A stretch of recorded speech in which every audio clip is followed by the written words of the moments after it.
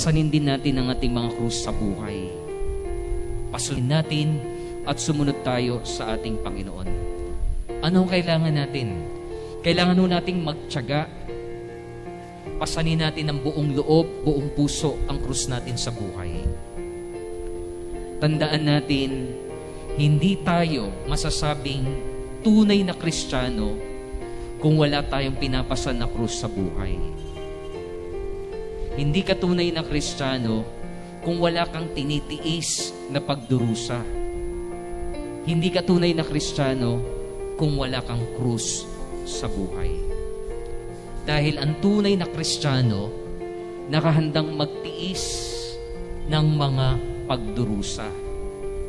Ang tunay na Kristiyano, nakahandang magsakripisyo para magbigay buhay sa iba, katulad ng ating Panginoon.